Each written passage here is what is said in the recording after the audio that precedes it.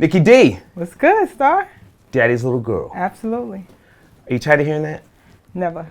Never? Never. It's the reason why I still get royalty checks today. Okay. You know, people always talk about that one hitter quitter. That would be me, but I still get checks every 4 months for that, so I'm all right with that. First female signed to Def Jam. Mm-hmm. Are you tired of hearing that? No, that's the brick that I laid in the game, and I appreciate that brick. And you know, it's funny. The older I get, the more I love it. Absolutely. Good for you. Actually. We met. Was it 1990? Yeah. Somewhere in L.A. Yeah. I was high on coke that year. Yeah. Who wasn't? No, I'm just kidding. You performed. I forget where it was. Yeah, I don't know if it was the Palladium. I remember your performance. Mm-hmm. It was fire. Okay. And I'm the hater saying that. Yes. But one album, only one CD. Mm-hmm. Please tell us why. When I signed with Def Jam, there was a couple of female rappers out, but you know there wasn't many doing much. When I signed, I guess it was the big deal. It's Def Jam. Ooh-ah. Who did they have? Was it BWP? They weren't even there yet. After you. They came after me. you. Boss came after me. Yeah. And then BWP. What happened was I signed, I got the first album, and then the Bomb Squad, Public Enemy's producer team, the same people who did America's Most Wanted for Cube, did the whole album. We did it in like maybe 4 or 5 months. I liked the album. And the first album was dope, but the second one we recorded a whole sophomore album. Okay. Everything. Flex was snatching songs off of it, playing on Hot 97. Funkmaster Flex. Absolutely, Funkmaster Flex was ready to go.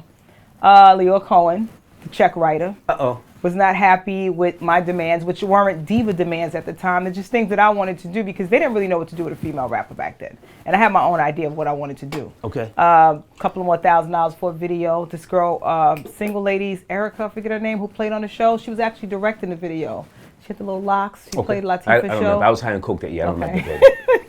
She was a big celebrity back then. Okay. She was going to direct the video. We needed a few more thousand. Lyor was like, no. He kept fighting me on this small amount of money. I said, it's okay, let's do this, let's do that. He just kept fighting me on things. I just kept Did Lyor sign you or Russell signed me. Russell signed me. He signed me. Hang on. Mm-hmm. One of the few acts Russell signed. Right. Russell signed me. I hung out with him back because then. People get it fucked up. And respect to Russell, but you know, Public Enemy, LL Cool J, those were all Rick Rubin's projects. Yeah. Okay. So is it fair to say Lyor was hating? I don't know what Lyor was doing at that time, but it's very possible that he was just. In hindsight. Here's the thing. In hindsight, it's very possible. Was Lyor Cohen hating? In hindsight, I think he wanted to do what he wanted to do at that time. That's hating, mommy. Okay. That's hating. So I said you was hating, Lyor. That's some bullshit. He gave me a $125,000 check. Yeah, I remember when you guys got that deal. I was signed to Def Jam. He was so open off for you. As he should be. Yeah. Then you started doing all kind of wild shit. People dying, you making jokes about it. I'm stupid, baby. Yeah. I don't regret nothing. But let's get back to you now. Okay. But long story short, I didn't get to do what I wanted to do. I signed on to some new management, Flavor Unit Management. That would be Queen Latifah and the team. I signed on with them, and for some strange reason, absolutely nothing happened that was promised to me. Well, hang on now. Kid, that was a song. No. Did Lyor keep you tied up with the non-releasing you, or were you officially released? No, after Russell, I told him I didn't want to stay. Russell was like, are you sure? I said, absolutely. He said, listen, if you're not happy, I don't want you to be unhappy. Do me a favor. I'll sign, release you, give you whatever you want. Okay. And I'll just give me the first right of refusal. For those who are ignorant to the game, that means that anything I do thereafter, he wants the first right to check it out. Right. He wanted the first right, and that was it. Okay. All right, so somehow you wound up working at Def Jam. Can you give us that time period that you... It was close to like 95, 96, somewhere around there, because I, at that point, was like, I need to transition. I need to know what's going on the other side, and I need to continue to make money. Right. And I knew the money was really on the executive side. Like, so how many years were you at Def Jam working behind the scenes? Oh, probably about 7, maybe. Wow. Yeah, about 6 or 7 years.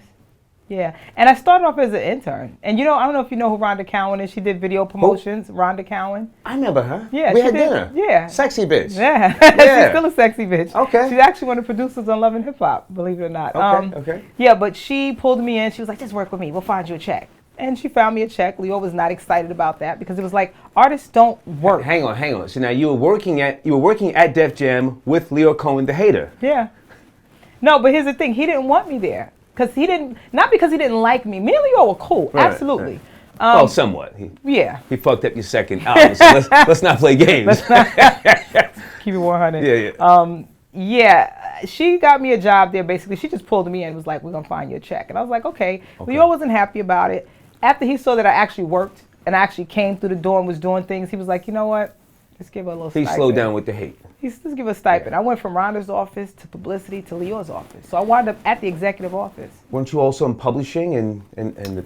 Well, you know what? I wasn't in publishing, but what I was allowed to do was to, once I got to Lyor's office, I was actually doing a lot of administrative work for people's publishing. Okay. And snooping. And kind of sort of. So I knew who wrote what, who was actually making money, who was broke as shit. Put on videos, renting a lot of clothes. Can you give us Sheet Out, Foxy? Oh, what? I'm sorry. Yeah, there was a couple of artists. Who I missed it. Well, I missed that.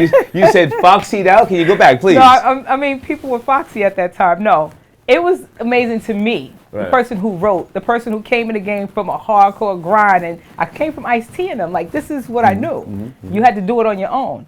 So it was amazing to me when I was reading people's publishing and realized they own like maybe 2.2 songs. We'll get to that in a second, but I just want to go back for a second because when I saw you on stage that night, 1990, and again, I'm the hater, so I don't just say this to say this. You had a natural command of the mic and your flow.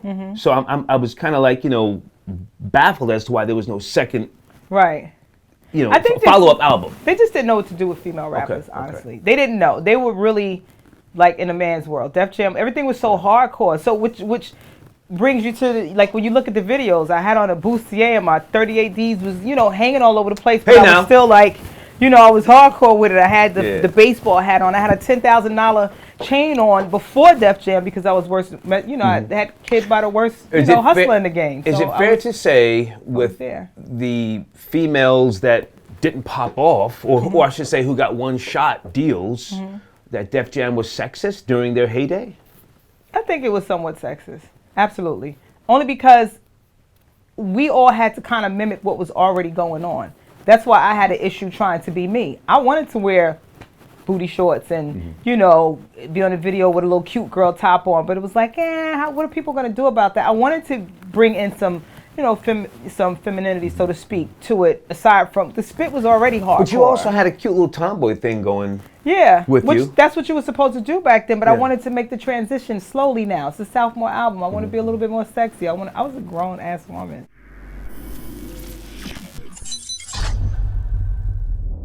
What do you think about Charlamagne comparing, to Pimp a Butterfly and Sugar Free's influence? I heard myself. He acting like he up in here fighting some big murder trial and everybody's in there pointing him out and snitching. He acting like he went to jail. He acting like he just, like the whole snitched on theme of it is just like some made up cartoon type shit, you feel me?